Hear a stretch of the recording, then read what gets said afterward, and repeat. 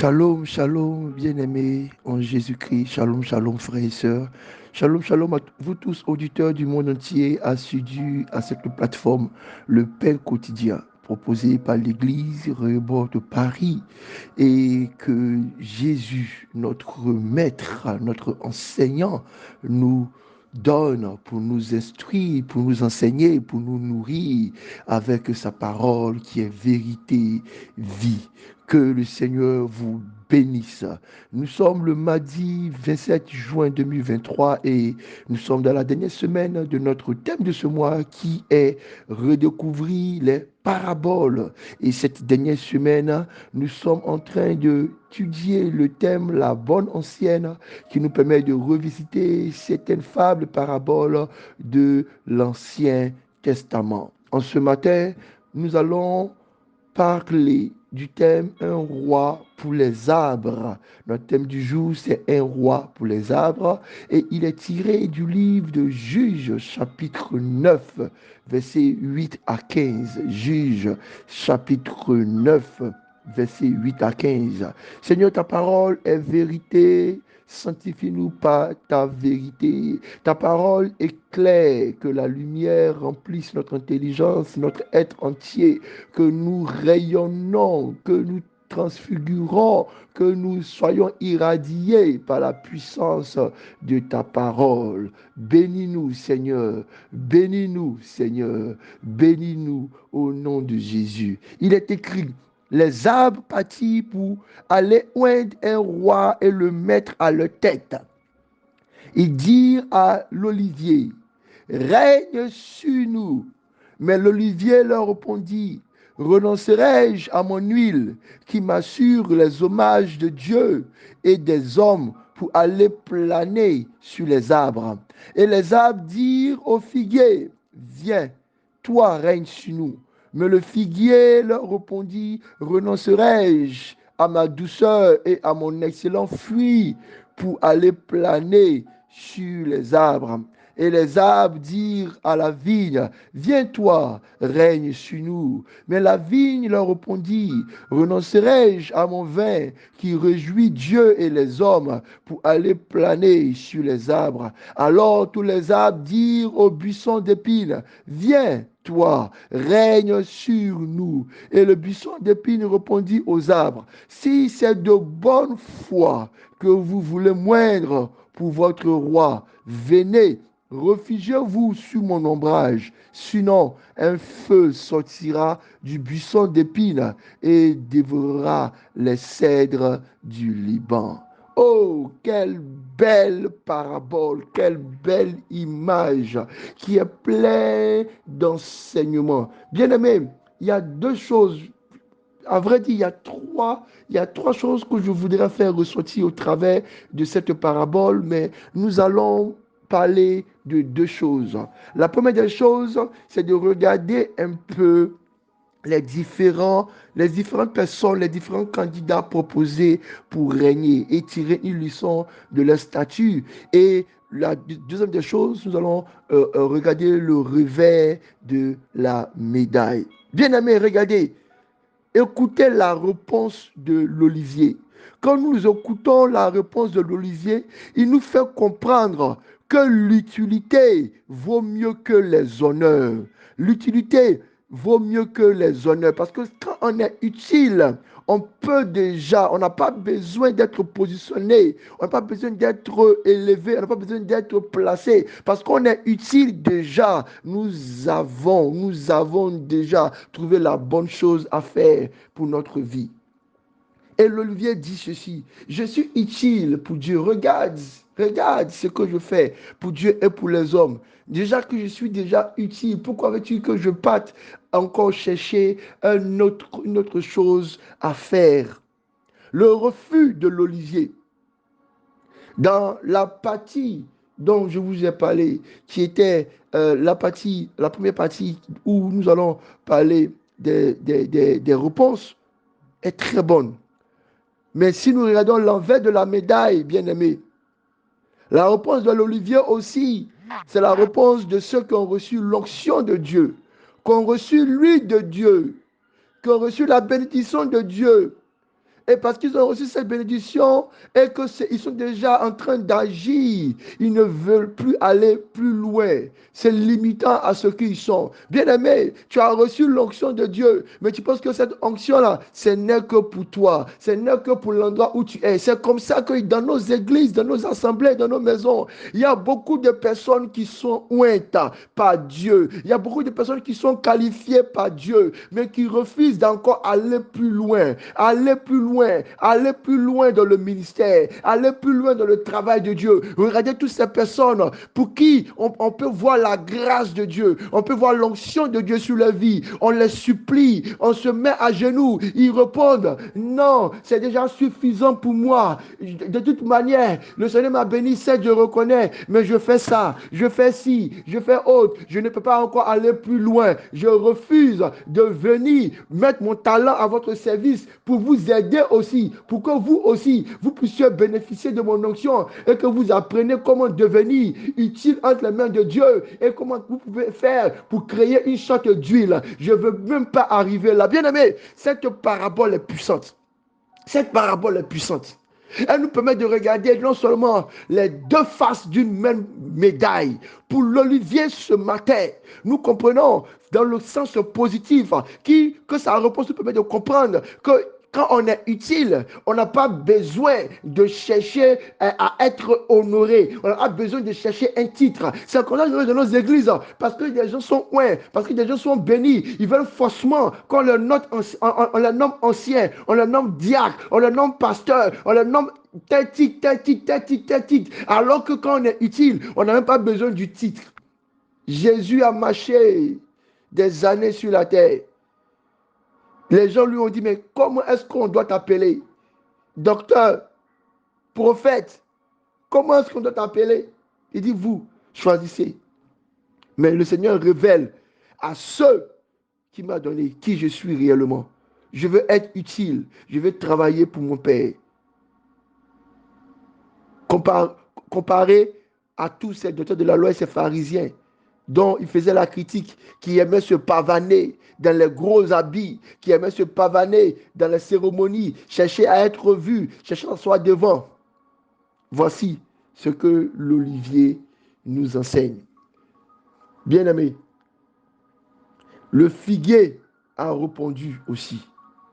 J'aime beaucoup la réponse du figuier. Le figuier nous apprend que la douceur est importante et que la sagesse doit nous apprendre à ne pas vendre notre douceur pour le conflit.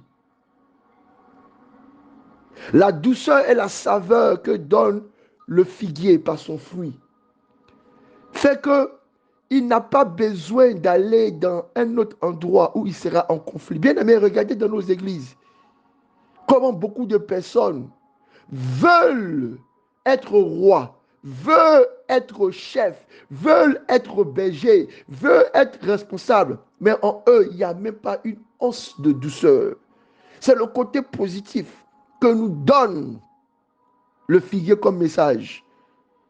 Il dit, si on est doux, si on est doux, Jésus me le dit, il dit parce que vous êtes doux, parce que vous êtes humble, vous allez hériter le royaume de Dieu. Votre douceur, que votre douceur soit connue de tous. C'est l'enseignement du figuier. Il dit, soyez doux, soyez doux. Ne cherchez pas à créer des conflits partout où vous allez. Le figuier dit, regardez mon fruit, comment il est doux. Pourquoi est-ce que je vais aller au milieu des arbres, avec tout le bruit des arbres, avec tous les conflits, tous les problèmes de positionnement? Je préfère garder ma douceur. Et pour être roi, il faut apprendre à être doux. Il faut être doux. Mais quand nous retournons la médaille, le figuier nous dit, oh non, ma vie est douce, ma vie est belle. Pourquoi est-ce que je vais aller m'ajouter dans les problèmes des autres? Mon fruit me suffit. j'ai mon salaire, j'ai plus que le SMIC. Ah, j'ai ma voiture, j'ai ma maison. Pourquoi est-ce que je vais aller encore dans une communauté où les gens sont pauvres et ils vont me ruiner? Le figuier dit, mais pourquoi est-ce que je vais aller m'asseoir parmi des gens qui ont des problèmes, écouter leurs problèmes, alors que chez moi tout va bien, alors que Dieu dit, portez vos fardeaux les uns les autres. Le figuier, c'est des gens qui sont dans nos communautés, qui sont absents, qui ne veulent même pas se joindre à leurs frères, ne pas s'associer, ne pas donner cette main qui travaille sur le pilier de la communion fraternelle, qui dit, mon frère, tu pleures, je veux pleurer avec toi. Mon frère, tu te réjouis, je veux me réjouir avec toi. Il y a des personnes qui ont refusé d'être dans l'empathie. La Bible dit que Jésus rempli d'empathie, Jésus rempli de compassion, qu'il a vu le cercueil de la veuve passer avec son fils unique. Il a arrêté la possession et il a ressuscité l'enfant pour le remettre à sa main. Bien-aimé, ne soyez pas un figuier qui regarde seulement au bénéfice, à la jouissance que vous avez. Pensez aux autres, pensez aux gens autour de vous, pensez à vos frères, vos soeurs, pensez à des gens qui manquent. Le figuier dit, je suis à l'aise, ça ne me servira à rien d'aller résoudre le problème des autres. Bien-aimé, Dieu a besoin que tes figues puissent nourrir aussi, que le peu de douceur aussi puisse être donné aux gens de ton entourage. Ah! Écoutons la réponse de notre troisième arbre, la vigne. La vigne dit, regarde comment mes grappes, regarde comment est-ce que ce que je porte fait du bien à Dieu et aux hommes. Et pourquoi est-ce que je vais venir me pavaner sur les arbres?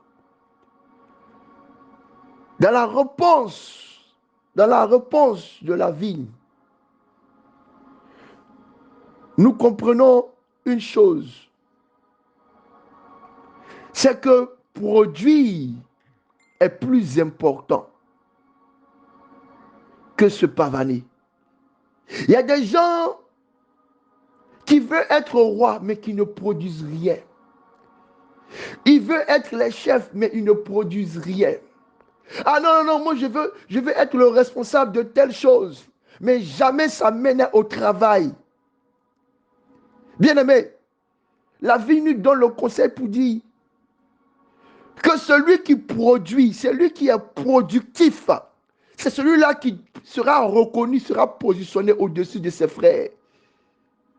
Celui-là qui, au prix du sacrifice, regardez comment la vigne est coupée, elle est taillée. Regardez tout le travail qu'on fait pour la vigne, pour qu'elle puisse produire. La vigne dit que moi j'ai décidé d'accepter d'être coupé souvent, d'être taillé, d'être cisaillé, la vigne souffre pour porter ses fruits. Mais quand ils sortent avec le rayon du soleil, ils sont beaux, remplis de jus pulpeux. Il y a de l'abondance. La vie donne ce conseil. Tu n'es même pas en train de produire. Tu n'es même pas en train de souffrir pour créer l'abondance. Tu n'es même pas dans le travail consistant. Tu n'es même pas encore diligent. Tu n'es même pas encore travailleur. Regarde le fourmi. Regarde comment est-ce qu'elle travaille. Regarde autour de toi. Regarde comment est-ce qu'on honore ceux qui produisent. Regarde comment Dieu a travaillé. Il a rempli la terre de tous les délices. La vie dit c'est ce qu'il faut chercher à faire. Au lieu de vouloir être le principal, la principale, cherche à porter beaucoup de fruits. Et Jésus dit ceci, que quand viendra un jour où des arbres qui ne porteront pas de fruits seront coupés et jetés. C'est ce qui est arrivé au figuier qui était stérile. Jésus l'a regardé de loin. Il dit, regarde comment est-ce qu'il est planté sur la route. On marche sur la route. C'est ce table-là seulement qu'on voit. Depuis au fond là-bas, de loin, on voit ce table-là avec de belles feuilles. Ah, ce table-là, vraiment, c'est un arbre principal. Et on n'arrive pas de fruits. Ah non, je veux être responsable, absent à l'église. Ah non, je veux être ici, je veux. Et puis, ne pas rien produire. C'est le message que la vie nous donne ce matin. Celui qui produit bien, qui produit en qualité, celui qui décide de souffrir pour porter sur lui le poids d'une production énorme, celui-là n'a même pas besoin d'être nommé comme chef. On reconnaîtra son travail, le dur labeur. Regardez comment beaucoup de personnes abandonnent. Souvent, les fruits n'ont pas encore commencé à arriver et ils commencent à abandonner. La vigne, c'est ce arbre-là qui est là avec sa petite racine, ses petites branches, mais qui porte de nombreuses productions. Jusqu'à ses branches même s'affaissent parce que ce qu'il produit est aussi lourd entre ses mains. Bien-aimé, recherche l'abondance dans ce que tu fais. Recherche l'abondance. C'est le conseil de la vigne pour toi. Et de l'autre côté, dans le revers de la médaille, le message de la vigne dit ceci. Il y a des personnes qui, comme la vigne, décident de refuser d'être saignées. La vigne donne le fruit pour devenir le vin, pour enivrer, pour créer la joie et la passion. Il y a des gens qui ne veulent pas non seulement travailler dans la symbolique du vin. La symbolique du vin, c'est je donne ma vie pour mon frère. La symbolique du vin, c'est je crée une coupe de joie. Bien-aimé, tu recherches, tu veux être positionné, tu veux être honoré, tu veux être élevé.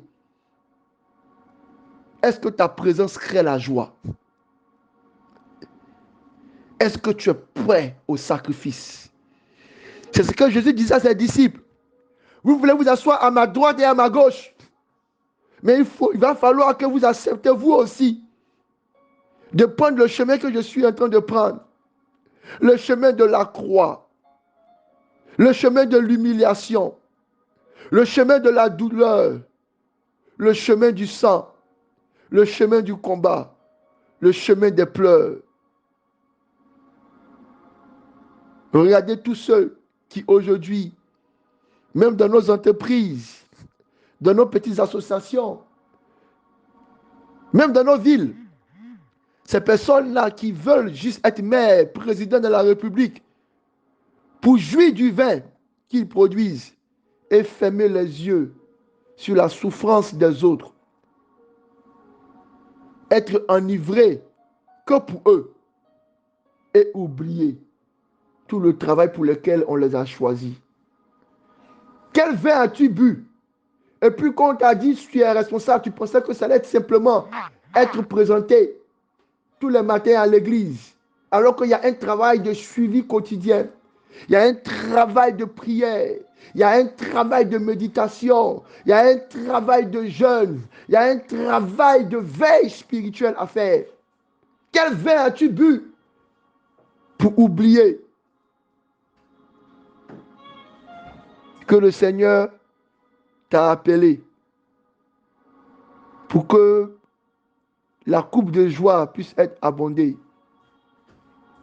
et pour que quelqu'un paye le prix pour le salut de plusieurs. Je veux m'arrêter ici en vous laissant maintenant méditer chacun de vous sur l'épine, cet arbre qui est appelé, qui est choisi et qui fait cette parabole et qui donne ce message surpuissant. Si le buisson d'épine dit, si vraiment c'est de bonne foi que vous voulez moindre comme votre roi, alors venez vous réfugier sous mon ombrage. Bénédiction.